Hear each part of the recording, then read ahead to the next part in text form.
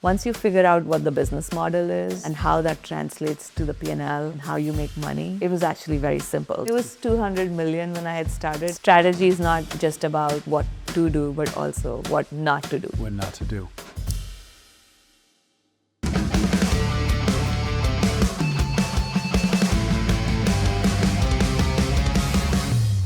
Heena Agrawal, welcome to All Dots Connected. Thank you, Paul. I appreciate this opportunity. So I'm going to start at the beginning in a way, but something that you had mentioned that I thought was really quite profound. And you described finance as the language of trust. Mm-hmm. Tell us more about that. Tell us about that idea and where that came from. So I think it's really about taking the emotion out of the communication, because while emotion can create passion, it also creates bias. And from a finance standpoint, you're trying to look at it objectively. And that's why when the data is objective and the language and the story that supports or comes with the data is objective, it creates trust in multiple parties. And is that, it creates trust in multiple parties across function and capability and where they come from. Absolutely. Yes, because they know, every function has their own passion, whether it's R&D, consumer insights, marketing, everyone has a passion project. Right. But when it goes through the finance lens, it's really about what is the business benefit, what is the business need it's addressing, and what's going to be the outcome. And it's more about, let's look at it holistically and also objectively. So it incorporates everyone's point of view, but it may not align fully with anyone's point of view, which creates trust, because then it's like, it's not biased. Right. Did you, I think the catalyst for that particular thing was also how you grew up in Mumbai. Is that right? Where you originally, I think, started very, very early on understanding accounting, which I thought was fascinating. Tell us about that. Yeah, I mean, in Mumbai, I was always interested in business. I come from a business community, and so I also then studied business. And the business language at the end of the day is very simple, even though you do a lot of different things that may seem complicated to get to that place. It's about satisfying a need the consumer has and doing it in the best way possible. And then, how do you, of course, when you go through accounting and economics, it teaches you all the tools and the language to do that in a way that can be transferred everywhere else. But I would say the biggest place where I learned the power of this more objective language was my first assignment, or my first role at PNG. And we had a saying there, everyone trusts in God, but everyone else bring your data. So it was kind of the common language even across functions, even though the data elements were different. But it was about, let's not be biased. Let's hear what the consumer is saying. Right. And let's make sure we are meeting those needs in the best possible way. You said something funny when we were talking earlier about P&G's real product and real gift to the world. Maybe share that, because I thought that was really funny. Yeah, I was at P&G for 10 years, and P&G makes amazing products. Tide, Crest, there are multiple billion-dollar brands. But if you look across, after leaving P&G, what I've realized is that real product is really the training and development of people. So you look across multiple companies, there are so many CFOs and CEOs who grew up at P&G, who were trained at P&G. Yeah. That is really their real gift to the world. That's funny. P&G also, and one of the things that in our conversation that I've seen, which I think is really fascinating, I think sometimes people misunderstand what a great finance function does, which is really about the numbers. And your experience both at P&G, but throughout your career, has been melding these two things together, thinking about the product, thinking about the business, thinking about the customer, and then seeing it through this finance lens, but linking those two things together to create hopefully a virtuous circle of learning. Maybe talk a little bit about how that started at P&G and where you found, I think you had a really interesting story about the factory floor in Iowa where this played in. Yeah, so I always think of myself as a business person with finance expertise. Yeah. So that's kind of how I think about it. Like I said, I grew up in a business environment, and so that's really my first love. So I think the Iowa factory experience you're talking about is, I was working at Crest in PNG at that time, and there was a new product that we had launched called Crest Pro Health Rinse. And it was a beautiful bottle, a diamond-shaped bottle. It got multiple awards for how it looked. Yeah. But then I was on the supply chain finance side, and so we went to the factory floor because we had a lot of production issues. So the demand was there, but we couldn't supply it fast enough because the bottle, because of its beautiful shape, kept toppling off the line. So every second or third bottle would fall off. So we were like, okay, so we need to come to a solution that can preserve the aesthetic, but also be functional so that it can go through the line and you can fill the bottle without it toppling off, and we can get the right productivity. So that was kind of a really good lesson in terms of cross-functional alignment needed and cross-functional clarity on, what are the key things that we need to focus on in addition to aesthetics. There's a practical side to how we then actually execute some of this stuff. But you showed up. You actually went down to the factory floor. It's not like tell us more about that story. Did you actually show up and the machines are running and the whole?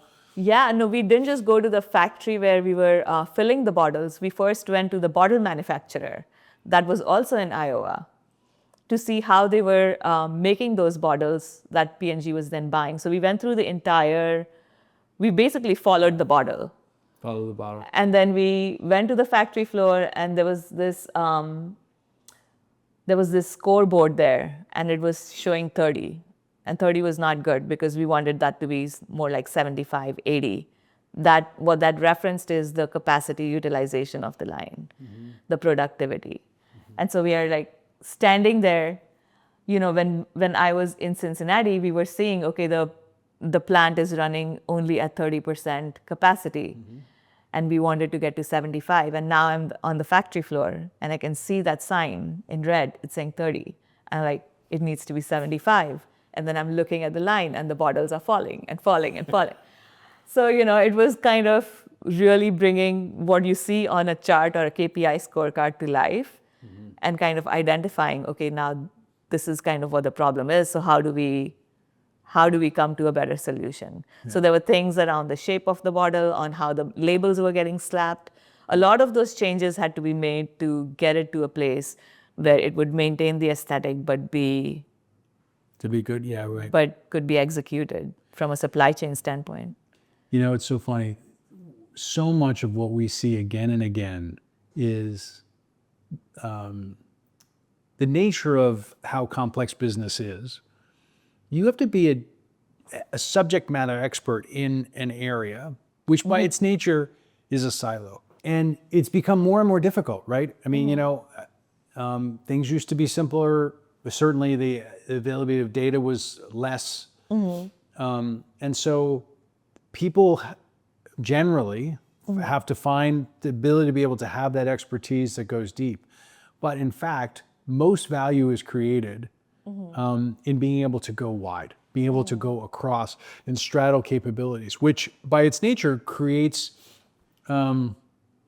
people have tendency to select for what they're good at to some degree, we hope. And the personalities are different. And so this straddling ability we see as an enormous value creator.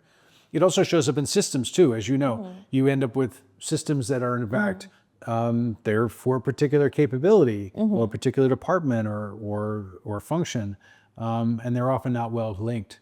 And so a lot of what you've done, it sounds like, is be able to find those ways to straddle these different worlds. Is that right?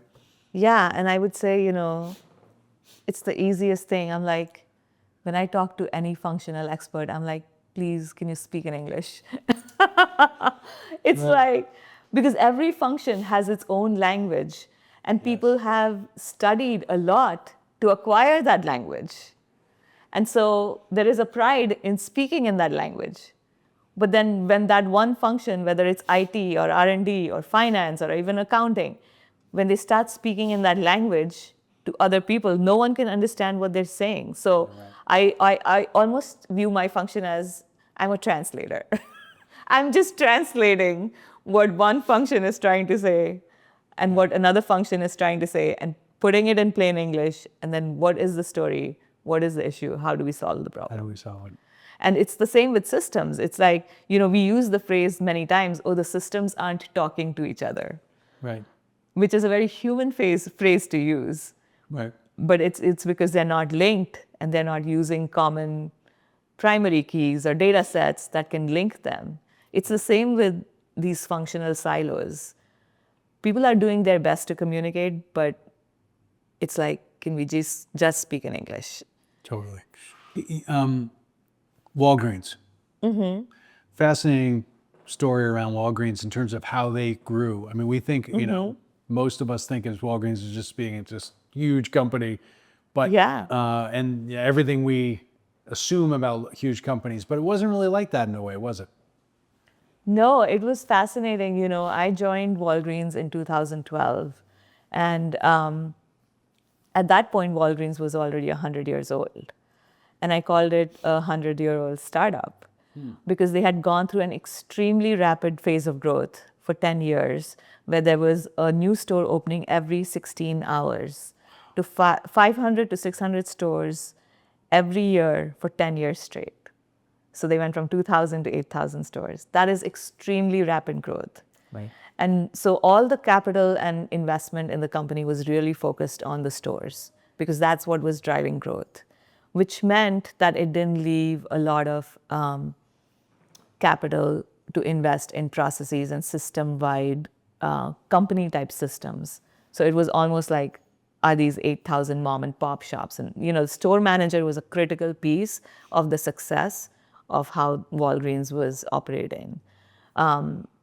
So that's, when I reached there from a finance standpoint, we were still distributing on a cart these blue books, which were 1,000-page dot matrix printed financials every month to different executives. Wait, it went on a cart? Yes, it was. Wait a minute. Wait. Let me get this. Let me get this picture in my head. You're saying that they had 1,000-page thing, dot matrix printed, that came on a cart to your office. Yes, it was carted to the executives' offices. Yes. Wow. I mean, we called it the blue book because it was a blue cover. Really?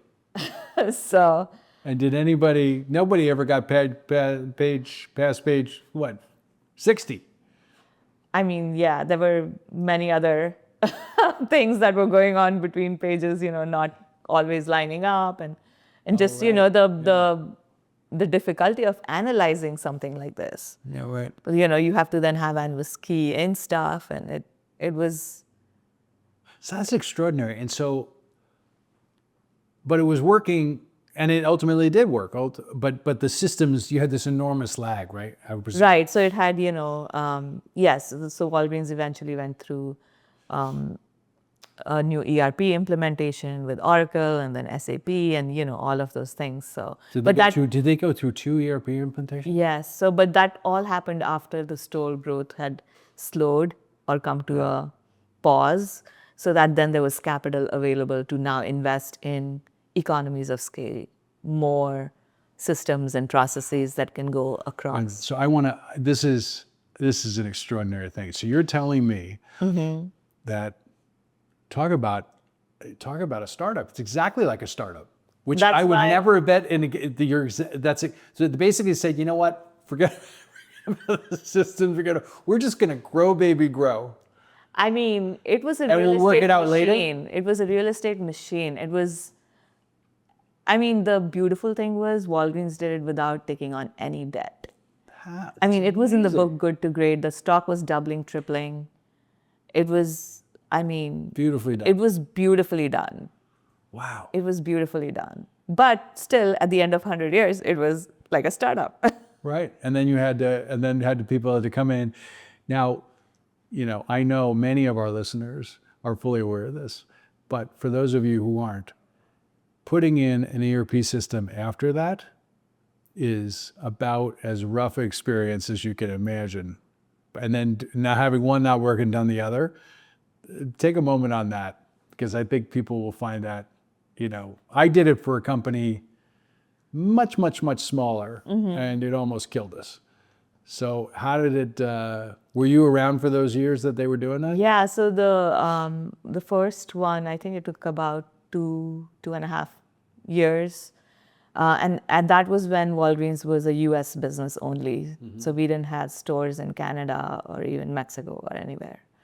And then Walgreens bought Boots Alliance and it became more of a global business. And that's when the need came in to upgrade even further to a more globally savvy. And there was a big private label business with Boots. That's when the decision came to move it to SAP. Yeah. I was not there till the end of the SAP implementation. I was there for the first 2 years of the prep phase, I would say. Yeah. Wow. But yeah, these are long implementations, and if they're done right, they should be long, because it starts with mapping out the processes, cleaning the data as foundation to implementing the ERP. Yeah. If that first prep foundational work is not done around processes and data prep, then you're just putting money and then the systems are not talking to each other or no one knows what's happening. Yeah. So it is the right way to do it to make it a longer process Right. to reap the full benefits. But in the meantime, you could go to Walgreens and you could buy some Crest at one of 6,000 locations, which sounds like a minor miracle that it actually worked at all prior to that.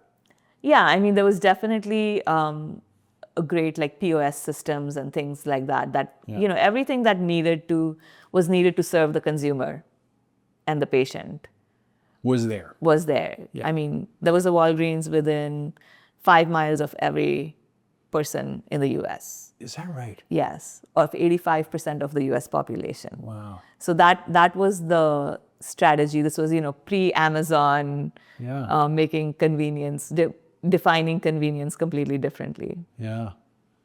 That's extraordinary. And a great, probably watching that all happen and being in the middle of some of the key initiatives there. That must have been a fascinating experience.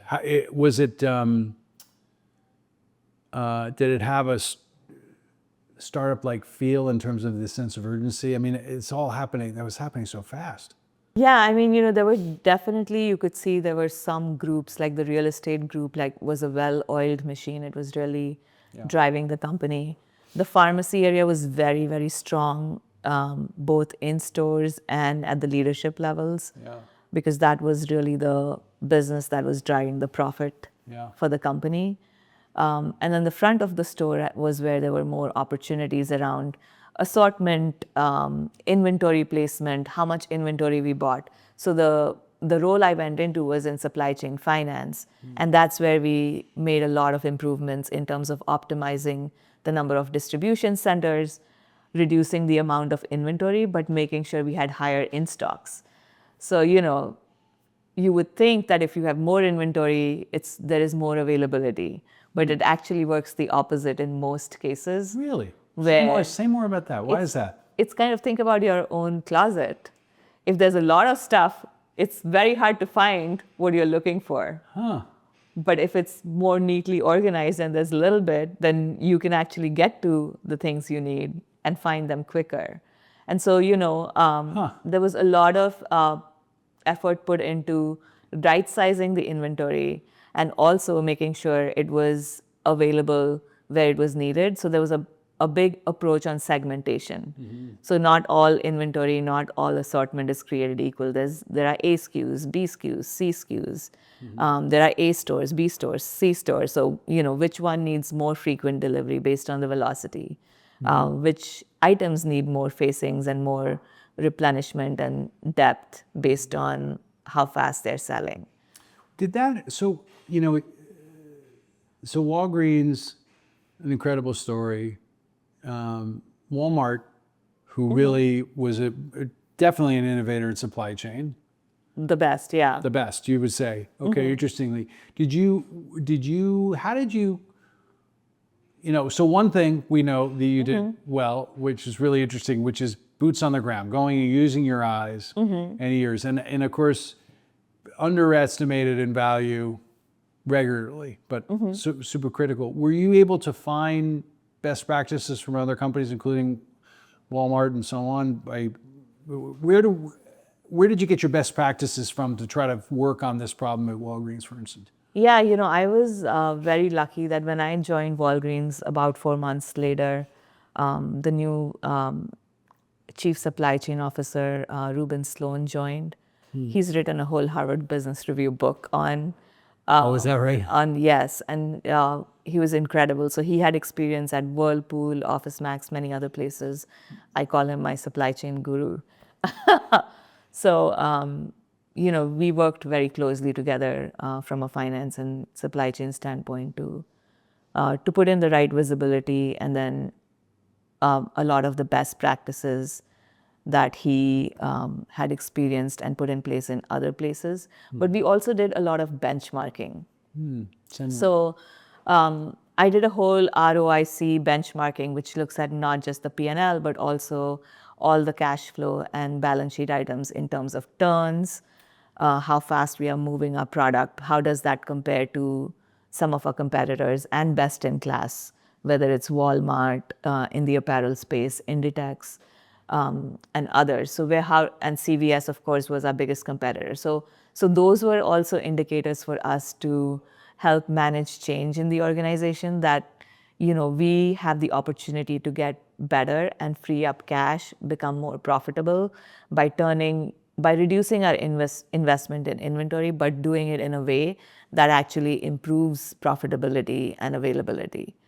So that benchmarking was very helpful in being a catalyst internally with other functions. Yeah, right.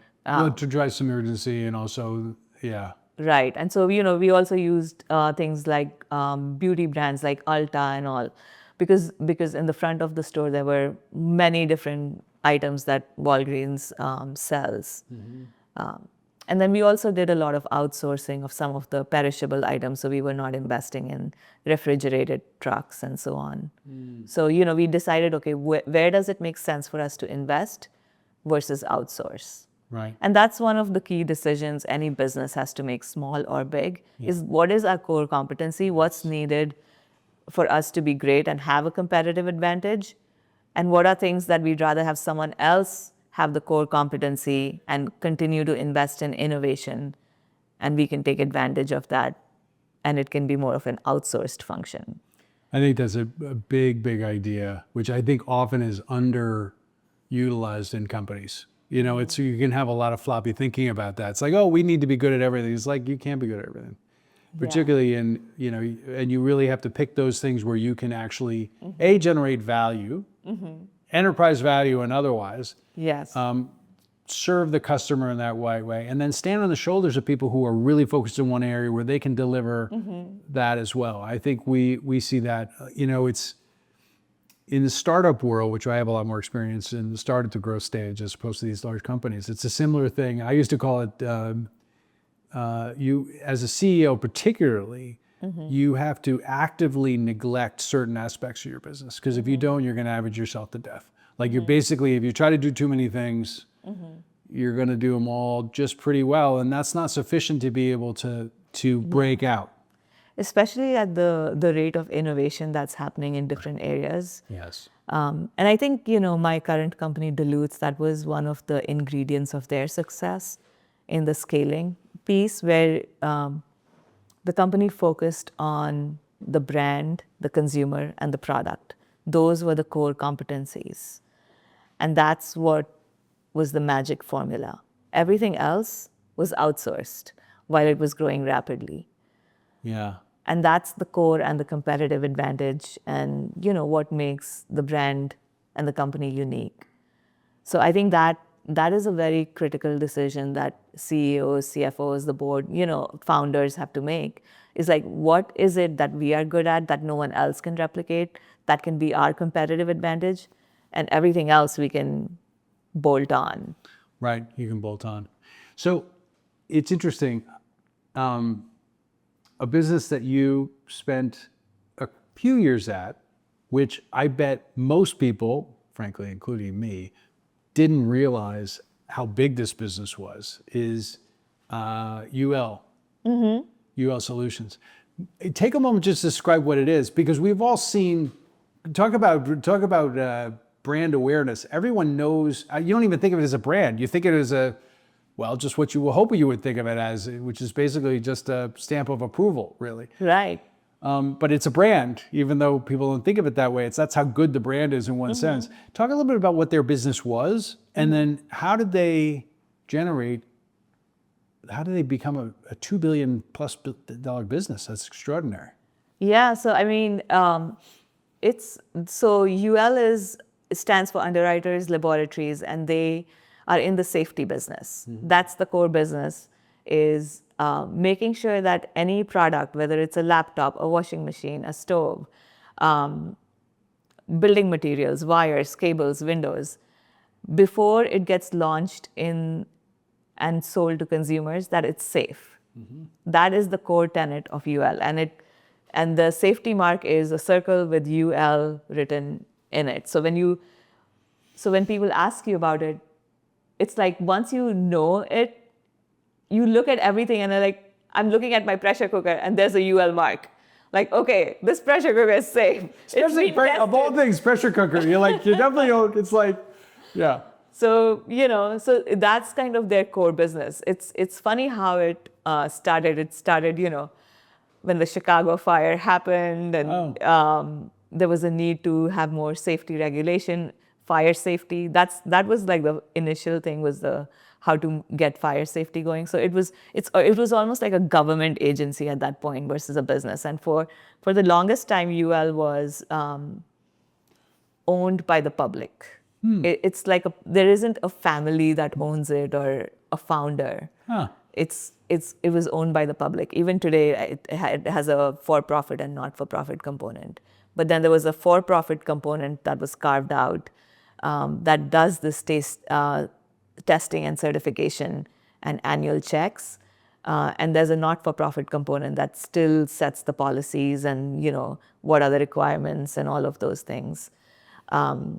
And then once the for-profit was carved out, it went public, and like you said, it's over a $10 billion company at this point. It's a $10 billion business. Yes, the market cap is over $10 billion. Is that right? And it went public Which I'm going to bet, with the exception of the few people who own UL stock, no one knows that, right? That's extraordinary. Yeah, and and it has a huge component it's a very global business in Europe, in Asia. So more than half the revenue comes from outside the US, even though it started as a US safety company. So, and a real mission in it. I mean, there's a beautiful story in that, right? Because actually you started with the pressure cooker. If anybody's ever seen the YouTube videos of pressure cookers going bad, like it's like, it's not a good thing. No, yeah, you want your pressure cooker to not keep the pressure in and cook. Not violently depressurized, exactly. Yes. So, come into that business, very different in many fundamental ways relative to what you had been doing, right? You had been in CPG and in retail in that sense, and now it's like a whole new thing. And so, what was the goal of your joining, and what sort of things did you end up working on right away in that? Yeah, it was fascinating. I'm always up for a new challenge, and this was a service business, B2B, much different from consumer my consumer experience and retail experience. Right. And I really thought it would take me a lot longer to get up to speed on it. And then it really wasn't that different, because if you think about, once you figure out what the business model is and how that translates to the P&L and how you make money, it was actually very simple, because in some ways there was no manufacturing involved. So there was that whole component that was, much simpler in that service space. It was also fascinating because I think the quality of people there is so high, just because they're so mission oriented and deeply, deeply technical. Like, I don't think I've worked with more PhDs in my life. We used to have lunch and learns on things like blockchain technology and AI and so on. Those were just, regular lunch and learns with experts within the company who can speak to it intelligently and educate people outside. So the geek in me loved it from that angle. But there was also a huge consumer component. So your consumer is not just, it was removed from the consumer, but if you think about it, the companies that you're serving and helping to bring products, launch products into the market are your consumers in that space. Right. So yeah, I mean, it was a fascinating experience, and it helped me realize how the finance skill is so transferable between different business models and industries. Once you figure out what the industry is about, who the consumer is, who you're serving, how you make money, and then what are the drivers of it. So You touched on a lot of really interesting businesses. So one other company that we're in our research, we found you're a Contour, which makes Wrangler. Most people probably have not heard Contour, but they certainly have heard of Wrangler. Tell me about what that was like. yeah, it was fascinating. So Wrangler and Lee, they were part of the denim business at VF Corp. And they were what was called the core business that was paying the bills but not necessarily growing. So that was spun off into Contour Brands as a separate company in 2019. And so I had the opportunity to go there. And so that was an interesting time, because the goal was really to start making these brands grow again. Put some advertising behind it, marketing, and also new product design and all that stuff, while maintaining the heritage. So on the Wrangler business, I would say this was one of my favorite places to work. First of all, we could wear jeans to work, including to board meetings. We had to wear jeans. Not exactly. As long as it was Wrangler. Good thing you didn't work in Altria and you had to smoke all the time. Yes, I would not go there. But what we found is this brand had so much heritage from the cowboy jeans that were first created, and such a big fan following especially in the Western world, which we saw really come to life, especially when the Yellowstone series became popular. There were all these people in the series wearing Wrangler jeans, and we had not seeded that product, So it was just because it was the authentic jean for the cowboys. Yes. Yeah, right. So the big thing there was the authenticity of the brand. Well, the other thing you said, which I thought was fascinating, and just as like a great little vignette of like a way a company is thinking about it. So the Western wear business is totally like a boom and bust business in a way, right? So it's sort of chunking along and it's doing whatever it's doing. And then Yellowstone comes along or whatever, and there's a spike, but then it fades. And then so everybody's constantly. Yes. So, my first few months there, I was, while I was still learning about the brand, I was shown this chart, this 10-year chart on the Western market, and it showed basically flat over 10 years, but it had these boom and bust cycles. And so when Yellowstone launched, and I think also because we were also putting money in advertising and reigniting the Wrangler brand, going after new consumers, investing in the tops business, the women's business, and so on. We were seeing this bump, and we were constantly in fear that next year would be the bust. I think, but that trend has sustained. Beyonce has, a Cowboy Carter tour. Right, exactly.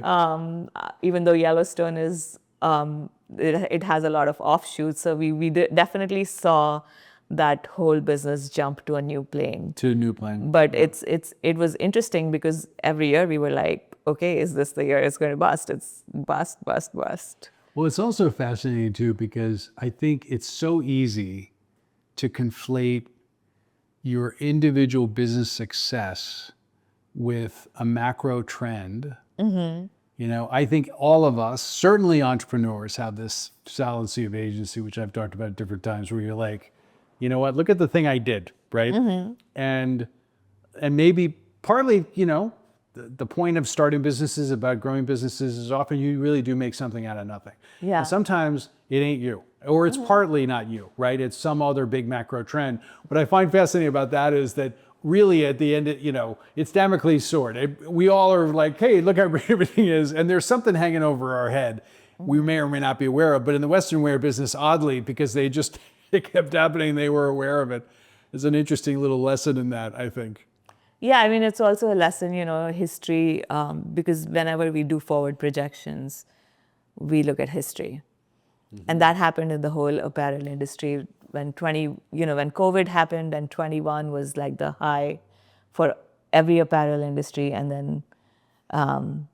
then everyone had too much inventory because they thought 22 would top 21. Right. But it, turned out 21 was somewhat of a artificial peak. Yes.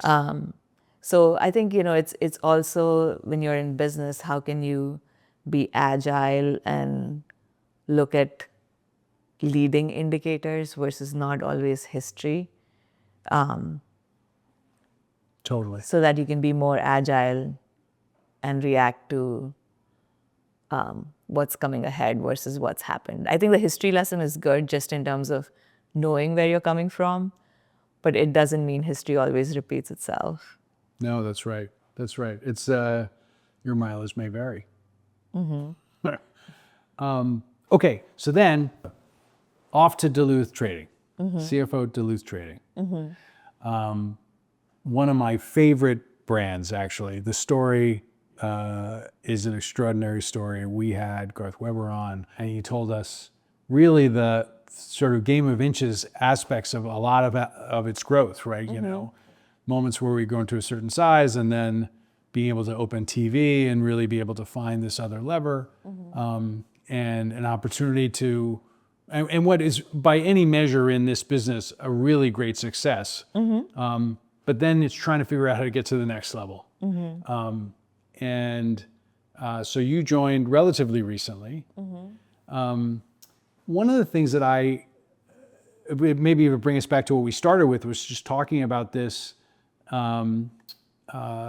this bridging of different worlds in a way. And Duluth is a great story around this because they have it's a work clothes brand that has found a way to be able to bridge into the mainstream.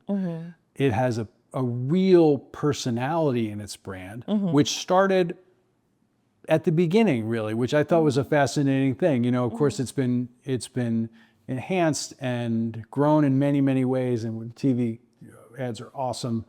But it started, with some doodles and so on. Like it's like one of the great brand stories there is, even though it started in the workwear business. But now, figuring out how to be able to link those two worlds, because brand generates value in a way that is often not tied to the finance world, but it's absolutely essential to the success of businesses if they're going to get beyond small, right? All of the, or not every business, but many, many, many consumer-facing brands or companies have a brand that really does power a lot of its capability. But at the same time, you have to link it to this world. So this is a big story about being able to link these two things together. Say a little bit about that and what you guys have been able to do there. Yeah, it's what I was, I think, referencing earlier when we were talking is the hustle, right? It's when you're a smaller brand, and when you think about Duluth, I mean, I talked about Walgreens having rapid growth, but Duluth had extremely rapid growth. So Right. it was 6 or 7 million in 2002, and it went to almost 700 million in 21. It's 100 times for an apparel company in 20 years. That is crazy rapid growth. Crazy. And it's really, I would say, the bets that were made that took it to the next level. So the advertising, the humor, and some of those tenets were already there in the brand, but recognizing that diamond Yes. in the rough and amplifying it through TV advertising was genius, which really propelled the brand. And then taking it to stores in these unique setups that brought the essence of the brand out. That was the other big next trigger to really extend the brand. And then, as Duluth, I would say, was expanding and on its journey, COVID happened. So, but that was a great pivot for the brand because they really invested in their online channel. I mean, it's rare to find an apparel brand that started as catalog and then is also in stores, but 2/3 of the revenue comes from online versus stores. And COVID and the COVID era propelled that. And so there was a lot of investment made in that online channel. Now, who knows what the trajectory would have been if COVID had not happened? Maybe there would have been more stores. Maybe it would have gone into wholesale. All of those things could have happened. But that also created the strategic framework of how do we think about the future of this company? And what are the things we need to invest in terms of infrastructure to accommodate future growth, whether it's in technology, in systems, in our fulfillment centers. So we invested in Adairsville, which has proved to be a great investment in terms of the automation and the productivity and efficiency and so on. But what it also did was it created, from a top line standpoint, there wasn't any growth anymore for those few years. So the capital shifted to investing in infrastructure versus necessarily, there was investment in marketing and all of those things, but the consumer growth had stalled somewhat. So it's kind of like the same. I give a lot of parallels with the Walgreens experience because they were investing their capital in stores when the stores were growing, and then the investment moved to more corporate systems and processes once it had matured. I think in the case of Duluth, maybe that investment has come prematurely a little bit. I think the capital allocation, what we've shifted towards is making sure there's a balance between growth investments and infrastructure investments. And I think that's the piece that's difficult when you're growing fast. When you're growing fast, you have the opportunity actually to take some of that profit and cash that's being generated to invest in infrastructure and systems that can make that growth sustainable. But when you are on a tear, on a drug of that growth, it's difficult to do that. And then when you do it later, then there's a lot of catching up to do. Yes. It's also, I think, culturally difficult. The people, if you have a growth-oriented team and you've designed the game to celebrate that, which obviously is really important, it's really hard to have a different side game, like it's, so much, what we measure is what we improve, right? No question. And how we design the game is so critical. And I found that very, very difficult. Again, a startup experience analog is if you have a growth-oriented management team and then you've got to cut and you have to figure out how to get the company to profitability, which actually happens, very frequently as the private capital markets change. Some people can adjust, some people can't. They're sort of, it's hard to turn a giraffe into a hippo. Yeah, I mean, it's a different set of skills and passions, right? It's not that exciting to invest in processes. It's like probably the most boring thing you can talk about, but that is what makes things sustainable. It's also, when you're going from a founder-led company to trying to grow it and scale it, then you're bringing other people in who have more professional expertise. Yes. Now, when the founder is running everything, there are no silos, because the founder is also picking up the phone, and is the marketing person, is the salesperson, is the finance person, is the design person. The brain is connected, but now you start bringing in all these people. You also need to make sure there are processes and decision-making rules so that people know what their role is, where they are the decision makers versus informants, and how all that will work together. Right. So this is now all coming out of one body to multiple bodies, Right. and they have to speak in a common language. So that's another part of scaling and putting in the processes.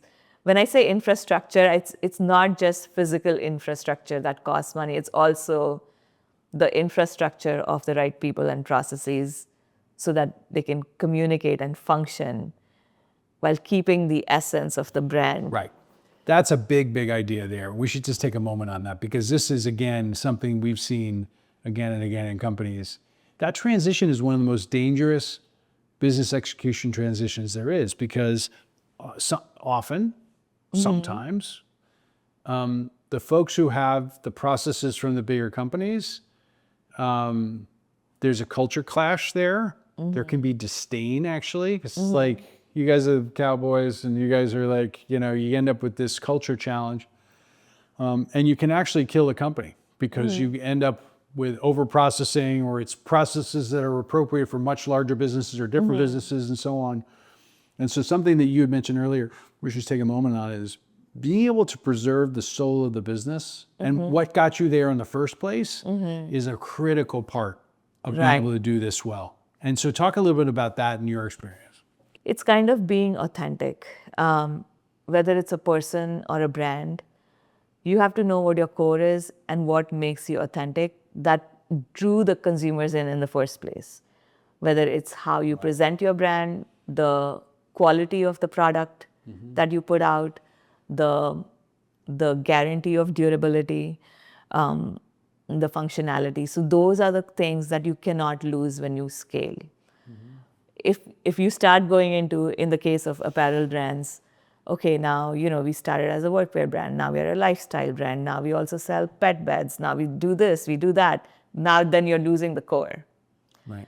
So that's critical in the scaling process. And I think the other thing is what you mentioned, you can't just take processes or practices from a big company and think you're going to plop it down and apply it, because first, the people there have different experiences, so you need to be able to translate it and adapt it. Sometimes skinny it and put it in phases in terms of what is digestible for the culture and the company. It reminds me of something, when I did as an intern, which was how do you expand in international markets? It's almost a similar use case, because what works in the US doesn't necessarily work in China or India. I mean, they're massive markets, different cost structures, different consumer desires. So it's like, we had this saying that you cannot take, you don't always want to build the Taj Mahal. It's like, you need to build something that the consumer it will resonate with the consumer. So coming back to the process thing, whatever best practices you have at big companies, they need to be adapted based on the company culture and the size of the company and what can actually be implemented in a way that can be effective. Right, totally. It's funny, coming back to this growth question and even thinking about these types of transitions, for many, many, many years, we've talked to companies through our other businesses across all these different sectors and different sizes and so on. And and this comes back to like what's driving the growth today. Many companies, I mean, at its core, all companies have one thing in common, which is they're providing a product or service that customers want in some form. And sometimes, everything else they're doing maybe is in spite of that, right? Meaning that the engine of growth, the engine of successful businesses always comes down to providing a customer with value. And, when you end up with this, and I think in some ways, companies can take for granted the fact that that is so. The other thing that happens, COVID is one really dramatic example, but there's all kinds of other macro factors that have an impact on whether a company scale. And the ability to be able to, it's extremely difficult to assess how much of what's happening right now is sustainable, you've set up conditions to continue to go, and how much is just, I don't know, sun shining right now and you got to make hay. And so one of the things that we've seen, and you're talking about, systems and processes to be able to drive sustainability, the right systems, particularly the right data systems, the ability to be able to see what's going on and identify new opportunities and see where you're wasting money and so on are so critical, because when the macro picture starts to be less sunny, those are the mechanisms you need. Because growing that fast, man, I can't even imagine what, if you came in as an efficiency expert and you looked at the money that got wasted when Walgreens was growing that fast, it'd probably blow your mind, right? Because it's just like, you know what, we're just gonna go, right? And there's all kinds of stuff happening that's like not efficient and not well done or whatever, but it doesn't matter, the engine was running. But those, that next phase, which is the ability to be able to, find the extra 5% or 10%, those are the things that get the companies through, because every single example we've seen is companies are doing this. Often it gets smoothed over and whatever, but mostly companies do this and then they do this, they might do this. And then the question is, what are you doing here? And a lot of it comes down to this stuff, which is less glamorous, but boy, but that's the thing that ultimately saves the company, is the ability to be able to find a way to not mess up the soul of the company, the value prop, but at the same time, make that transition bit by bit. And again, it's such a hard thing to do because it's systems and tech and process, but it's also culture. Yes, culture is a big part of it. Right? Yeah. I mean, listening to the consumer, I think to preserve that soul, and because, what you said is, at the end of the day, every company is trying to provide value to the end user or consumer. And so listening to the consumer constantly is very important. Yeah. At PNG, we had a saying, consumer is boss. Right. That's it. Right. It's the number one rule. Number one rule.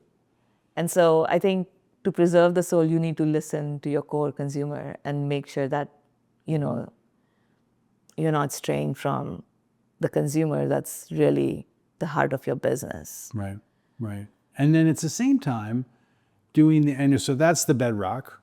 The thing we're building on top of this is the ability to be able to add systems and processes, but not too much, in a way that people will. In a sustainable way. So there needs to be a balance. It's the balance part that's, it's easier said than done. In theory, yes, you can see it, right? And I think that's where, we talk about the agility and flexibility. And I'm a big believer in looking at leading indicators, macro leading indicators, industry leading indicators, competitive benchmarking, because I think those things kind of help you not get so internally focused, but keep your mind open to, okay, what are the changes that are coming? Who are the new entrants that are coming? Where are they playing that maybe we have a strength and we are missing out? Right. So I think that external view is critical in keeping companies on top of, what is the next thing we need to do to continuously improve. Right. And what are the new sources of growth we can find that would resonate with our brand ethos. Right. How have you been able to make that integration when you have a strong brand, you have a brand that is as powerful as Duluth's brand in terms of how they built this, but at the same time link that back into the language of finance, making that connection, both culturally and otherwise? I mean, I would say my saying is just speak in plain English, leave all the functional jargon out of the way, because culturally that is what can become difficult from a communication standpoint, especially when new people come in with best practices. And a lot of companies have their own language in terms of acronyms and stuff. So the easiest way from a communication standpoint is how can you translate it into plain English and tell the story so that even your 4-year-old can understand it. So I want to jump back to a story that we had talked about a while ago, but I thought it was just really, really interesting. And I think people would, I think it's a great example of how to combine these things together. So at one point at P&G, you were working on the Crest White Strips. Mm-hmm. So talk a little bit about that transition in that product, and being able to use data and what you saw and a really fundamental change in how the product worked. Yeah, so I mean, this was, a completely new product to the market. We had over 70% share we had almost 100% share because that was the only product. The value proposition was, instead of going to a dentist and spending hundreds or even $1,000, you could use Crest White Strips 30 minutes a day for 2 weeks, and your teeth would be whiter. And unfortunately, that product works so well that your teeth would stay white for like 2.5 years. So, you want to be in a consumable business. So in that scenario, you are constantly trying to generate trial because people didn't need to use it. It was like buying a durable product. Right. So the brand had great success and consumers loved it. It's just that, we needed to find a way to make the model sustainable, to make it more consumable, so that there was more repeat and not just trial. Mm-hmm. And so, but we had to do it in a way that was also convenient for the consumer. So which consumers were we not getting?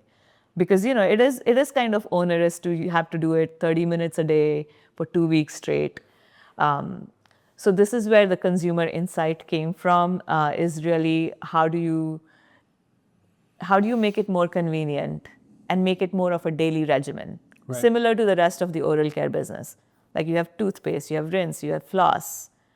And what the teams came up with from the consumer insights was daily white strips.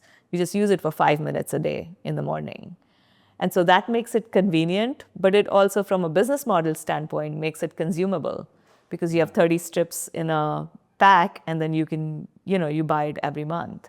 So it achieves both the consumer convenience as well as changes it from a purely trial model to more of a repeatable model. Well, and it's really interesting because there's another way it achieves the most important thing.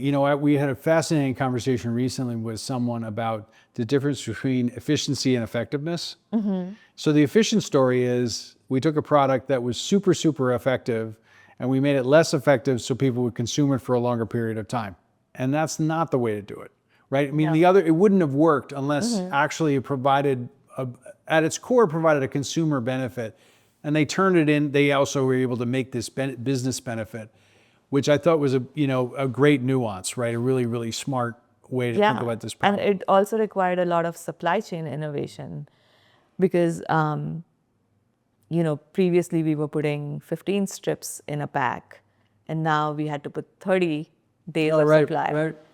So, which meant the cost would double and then would it then cannibalize the existing product, resulting in less profitable sales. So there had to be some innovation on the supply side. It was like the innovation was really the plastic on which the strips sit.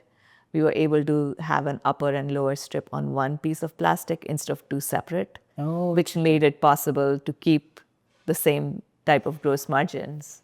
So this was a collaboration across product design, finance, marketing, research, and this is a PNG specialty, right? Which is everybody. Which we always work as a cross-functional team on what's the business issue. So the trial repeat model was the business issue. What is the consumer insight? What's the consumer benefit of moving to a more consumable model?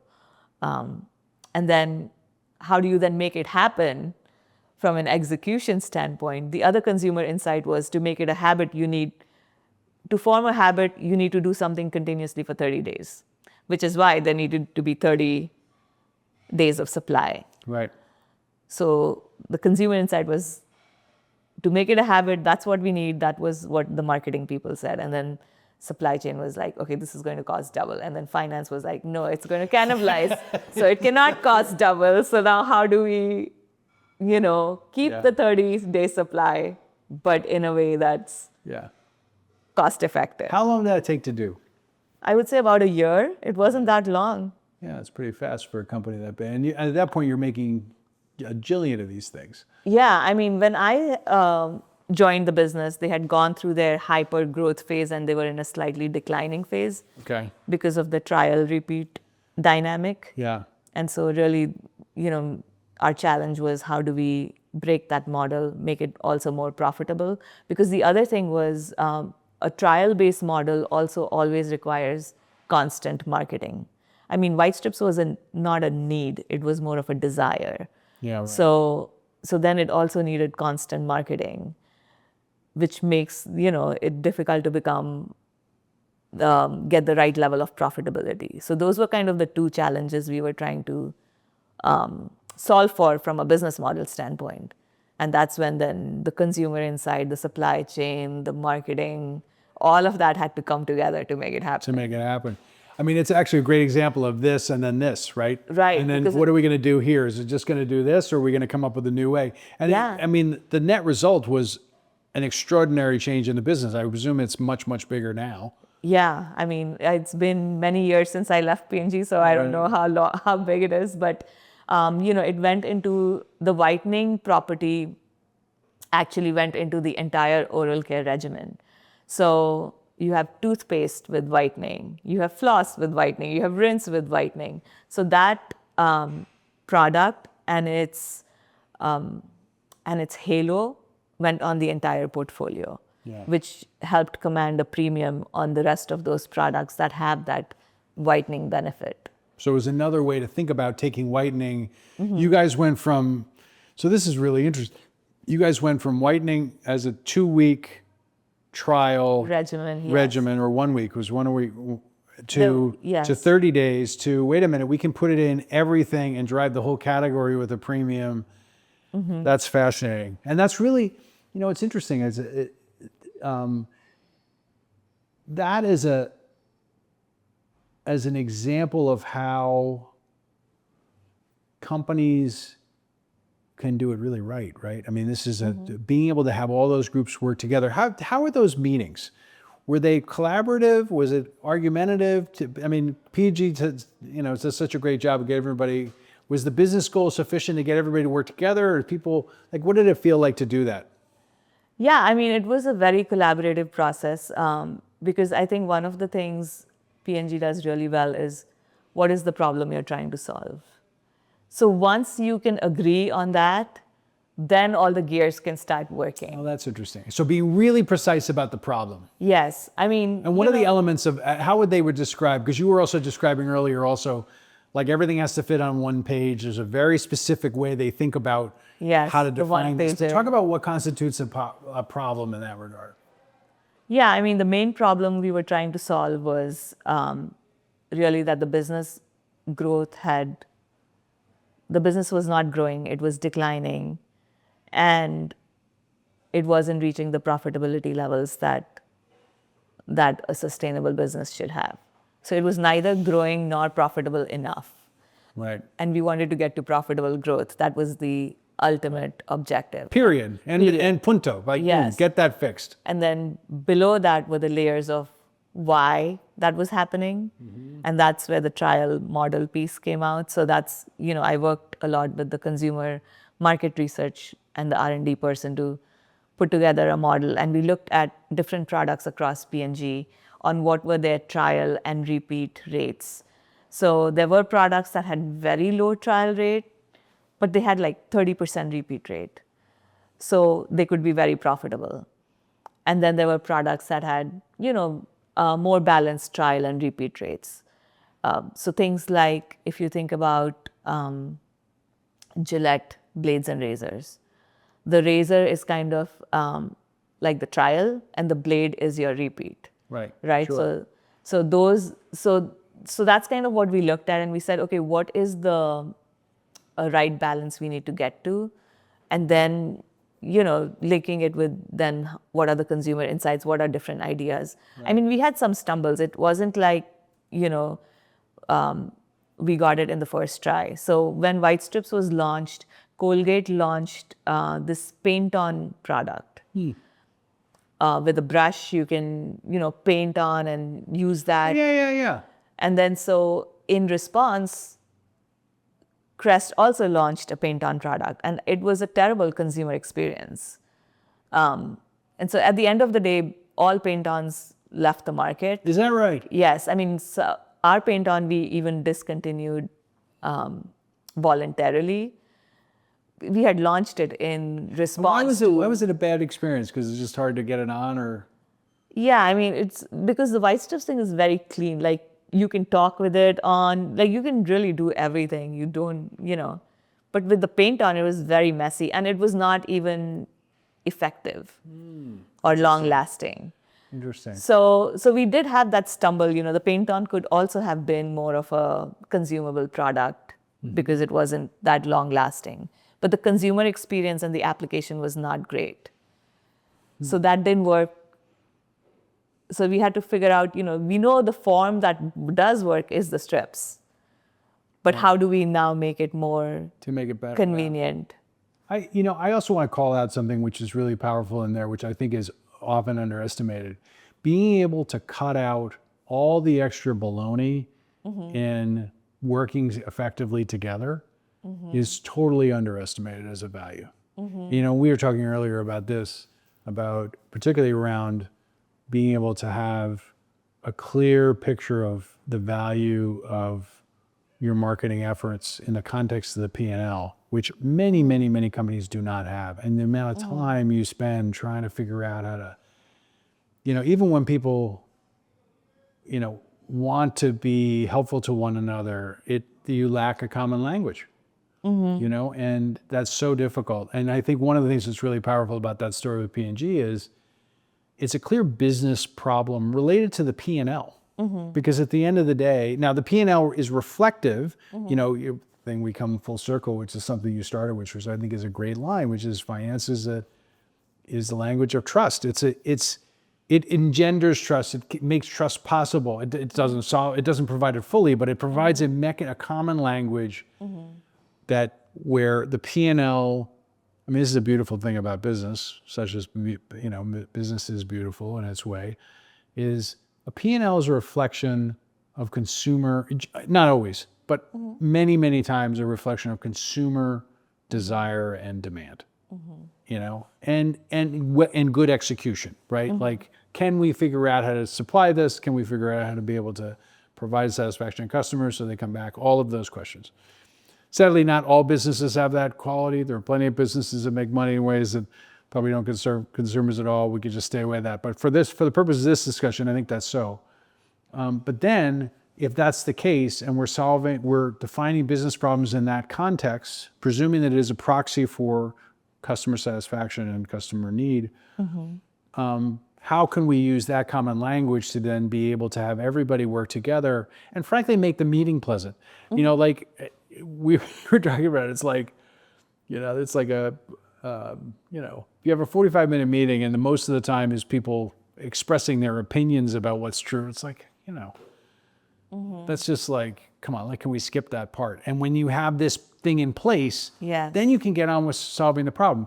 I would also point out a company at PNG size taking a product line, which I don't even know how big it was, but it was not a small business. And it was 200 million when I had started. I don't know how big it is today, but But it's a couple $100 million business, and then you guys can Because it have was a just pretty 2 years. efficient. Because here's the other thing that we all know: when companies are growing like crazy, I mean, there's many, many challenges of managing growth. You know what's really hard? When things start to go sideways, getting them to grow again is really hard. yeah. You know, because sometimes there's nothing you can do. You know, it's macro related. We had a fascinating conversation with somebody who, you know, had a very, very thriving business providing formal business attire and just got crushed in COVID because, obviously. And she pivoted very gracefully, actually. She's a smart, very, very smart business person, but really, really challenging thing. And there's not a hell of a lot you can do about that. But you can pivot. You can figure out, you know, you can take it. But this particular example, take a $200 million business and actually in a year figuring out how to solve the problem, that's good execution.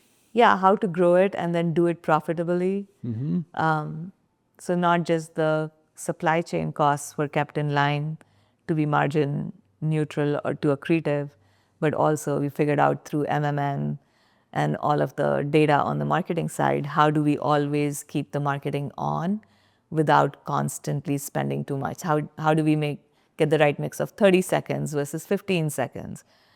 Do we, you know, if the $5 coupon is just as effective as a $7 coupon? I mean, all of those little things add up, and then you have a double-digit operating profit. So that's a fascinating thing. So it wasn't just product reformulation, but it was actually using measurement to make sure that the marketing expense was as efficient as it could be. Yes, because, you know, again, in a trial model, you constantly have to spend marketing, right? Yeah, right. So you would see an immediate drop in the business in the month after if you didn't advertise the month prior. So it was like, okay, we can't just be on 10 months. How do we stretch it to be on 12 months? Wow. What can we do with 30 seconds, 15 seconds, Yeah, different levels of elasticity, you know? Yeah. All of those things Right. to keep that momentum going without continuing to spend more and more and more. You know, it's so fascinating. I'm going to just call out something related to that, which I think is really interesting. I think anybody looking at that story would say it's a success story. But what you just said is really powerful, which is that if you guys hadn't, the reformulation is one. But the second thing is if you didn't have good execution, figuring out how to incrementally find those growth levers, those efficiency levers, all those little ones with a regular process, it wouldn't have been a success. Yeah, and it was also about focus. So, you know, getting out of the paint-on business was a strategic decision because that was dollars not well spent. Yes. And creating distraction. Yes. And taking that capital And applying it. and applying it to where it did have a return. Yeah. So strategy is not just about what to do, but also, more importantly, what not to do. What not to do. Well, that's a big one. That's a big one, right? Because, and it requires disciplined thinking because people are like, there are a lot of ways to say, well, we'll just, you know, it's like, no, we're using this as a North Star. We're going to be able to, we're going to make more, I wouldn't say ruthless necessarily, but certainly decisions that are going to be like, let's get on with this and not fool around. I think that's really powerful. We used that a lot when I was when P&G bought Gillette. You know, when any company buys another company, getting cost synergies is easier because you have duplicate functions that you can eliminate, et cetera, et cetera. But getting revenue synergies is much harder. And so one of the revenue synergies was, how do we take the Gillette brand and also the Old Spice brand that P&G already had, and then all the R&D P&G had on the personal care side, whether it's deodorants or body wash or shampoo Yeah. or skincare, and how do we create a new business for male grooming, male personal care.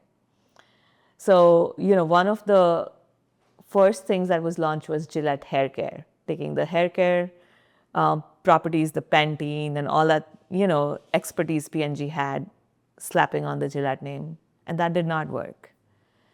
So then we had to make choices. So we looked at, a whole matrix globally of what are the areas where that equity will translate to these new products in these regions, and what's the growth. So the whole matrix was about where do we play and where do we not play, Interesting. so that we can focus our energies. And where to play, where not to play was based on what's the market size, what's the growth, what does competition look like, married with how does this brand translate to these new adjacencies. And when there is a win-win in both of those aspects, then yes, this is an area that we should go hunt.